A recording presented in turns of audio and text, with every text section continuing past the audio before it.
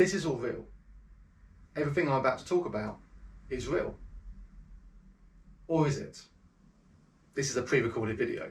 You're watching this at home. I recorded this a week before the conference.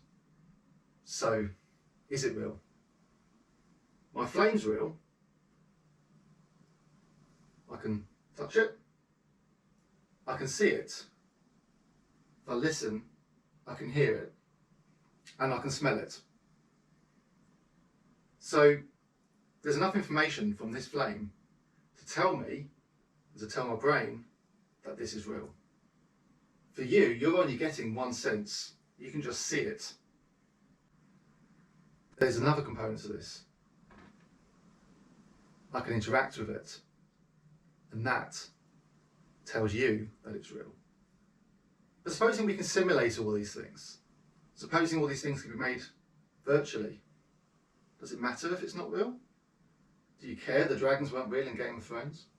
Do you care that your films aren't live in front of you, being made straight away, that they were recorded years before? Post-production placed on them to make them into something else?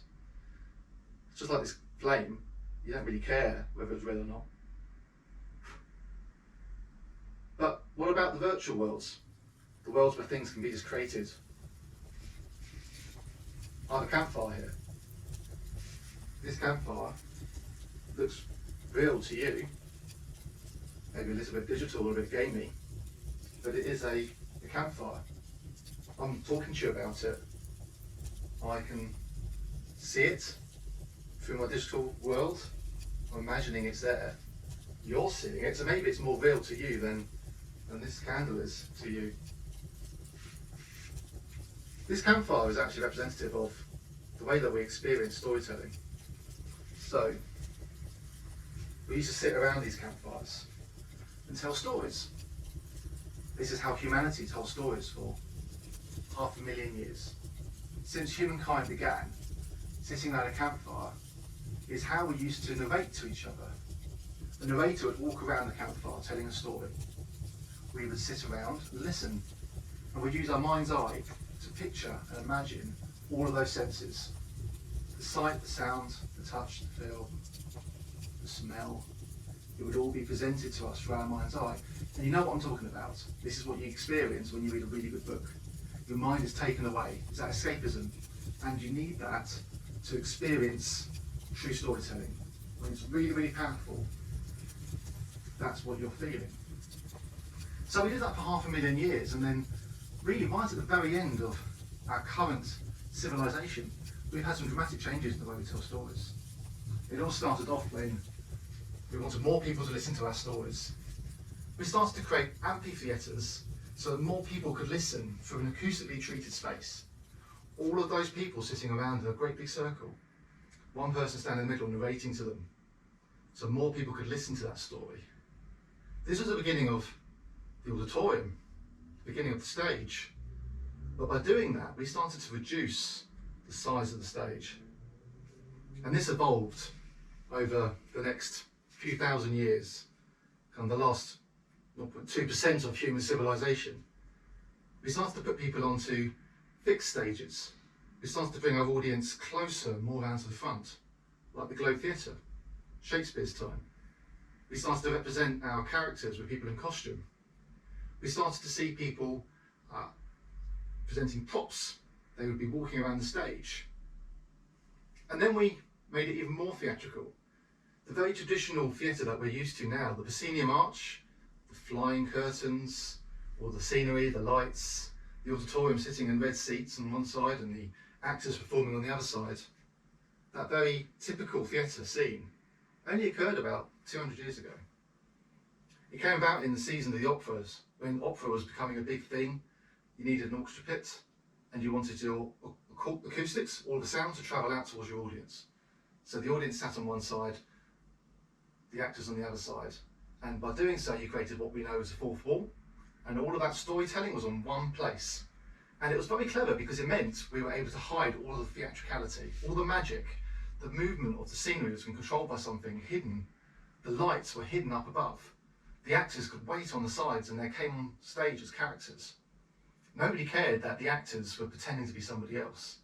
they believed, they suspended their disbelief and saw exactly what the story was telling them.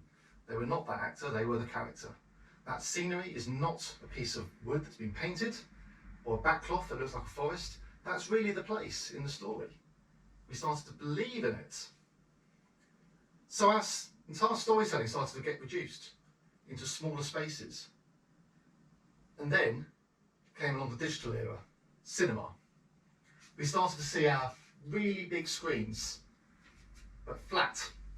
The sound was all around us. We sat in an auditorium, but everybody wanted to experience theatre in a flat screen with the wonderful technology that was becoming available in cinema, which meant we could have editing, camera cuts, eventually post-production, CGI.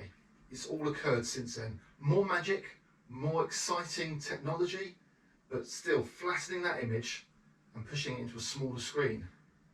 And then we did it again, the TV. We started watching our media at home.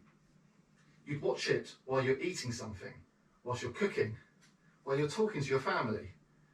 And over the last 50 years, TV has dominated the majority of our media consumption. And then we did the worst thing we've ever done to storytelling. At the point in our civilization when we've got more stories than we've ever had before, we put all of our storytelling onto a very small 7.2-inch screen, our phones. So we've gone through a cycle after 500,000 years of telling our stories with the imagination of our own minds, the beautiful, wondrous, lush creativity that we all have, using our own imaginations to create beautiful visuals. We've reduced it all down to the size of a screen on a phone. And then along comes virtual reality and mixed reality. People have been telling me that they don't believe it's real theatre, and I know they believe that. I want to try and explain why I think it is. If you could experience all of that beautiful content, all that theatricality, all around you in virtual reality, that is the most closest equivalent we have to the campfire experience, but with all the best bits of what's come since. The digital content, the theatricality, the fourth wall, the characterisation, the CGI, all that tech, but in a world that we can experience all around us. And that is why I'm so excited by virtual reality, mixed reality, the entire real-time engine scene. Imagine being able to watch a piece of theatre in a computer game. Imagine Fortnite, that nemesis of parents with young children. Imagine that 10.7 million people turned up to watch one artist perform a 10-minute gig. Imagine if that audience was being converted to watch Shakespeare, ballet, opera. How wonderful that is for our art form to introduce all these people to this new medium. And then what about the lighting designer? Well, the lighting designer has suddenly an array of tools available to them that can do anything. Physics is suddenly taken out of the equation. Now, we are very technical people, but we're also imaginative people. Lighting is a wonderful skill, and I mean, I'm a very young person who's seen quite a lot of changes in the last 15 years as we progressed from tungsten to fluorescent to LEDs. And each time, the technology change has meant that we've had to adapt our design processes and our creativity. And this is just another stage of that. We're now going to think about light in the virtual world, in a world where you have something called the attenuation radius, which means we can stop our light in mid-air. We can make it bend. We can make it change colour along its length. We can have a light that shines through somebody and hits the person behind it. In terms of creativity, there are no limitations. And that is a wonderful thing for anybody who considers themselves a creative. So I won't hear of people saying that this new technology and this new medium is not real theatre, because no one's trying to replace theatre. There's nothing that's ever going to change the live experience. But think about my flame, my candle, which is being translated to you as digital media, as pixels, and think about how it doesn't matter that it wasn't real. It doesn't matter that it's not a live actor. If you're experiencing a wonderful story that's creative and beautiful, created by imaginative, brilliant people, then that is storytelling at its best.